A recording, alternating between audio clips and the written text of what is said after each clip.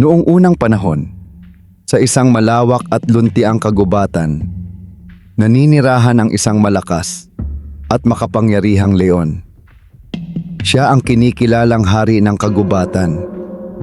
Kapag siya ay umuungal, nanginginig ang buong paligid at lahat ng hayop ay napapatigil sa kanilang ginagawa. Sa ilalim ng isang malaking puno ng akasya, mahimbing na natutulog ang leon matapos ang isang mahabang pangangaso. Tahimik ang paligid.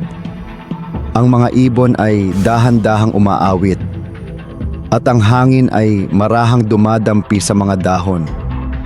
Ngunit hindi niya alam, may isang maliit na daga na masayang tumatakbo at naglalaro sa damuhan. Sa kanyang kakulitan at pagmamadali, bigla siyang napatalon sa ibabaw ng natutulog na leon. Sa biglang pagtalon ng daga, nagising ang leon. Sa isang iglap, mabilis niyang nahuli ang maliit na daga gamit ang kanyang malaking paa. "Ano ang ginagawa mo rito?" Galit na ungol ng leon. Nanginig ang maliit na daga sa takot.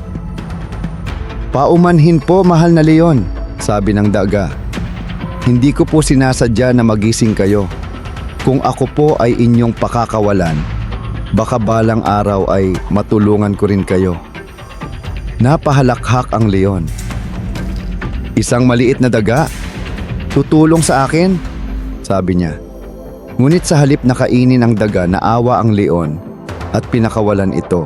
Lumipas ang ilang araw. Habang naglalakad ang leon sa kagubatan, hindi niya napansin ang isang patibong na inilatag ng mga mangangaso. Bigla siyang naipit sa isang malaking lambat. Sinubukan niyang makawala, ngunit lalo lamang siyang nahihirapan.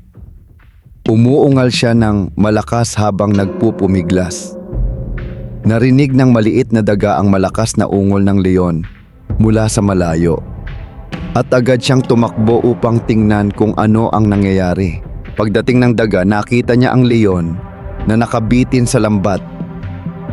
"Kaibigan, huwag kang mag-alala," sabi ng daga.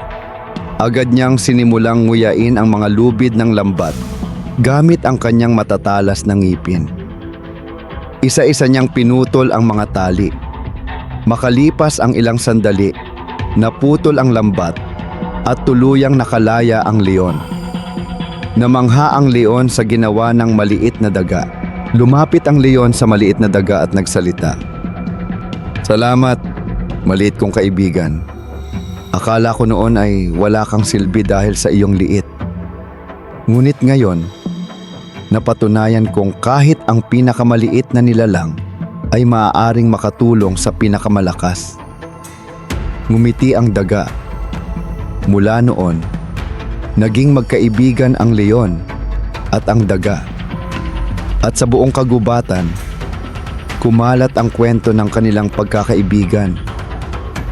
Huwag maliitin ang kakayahan ng iba dahil lamang sa kanilang anyo o laki. Ang kabutihan at pagtulong ay maaaring magmula kahit sa pinakamaliit na nilalang. Ang mabuting ginawa ay laging nagbabalik ng kabutihan.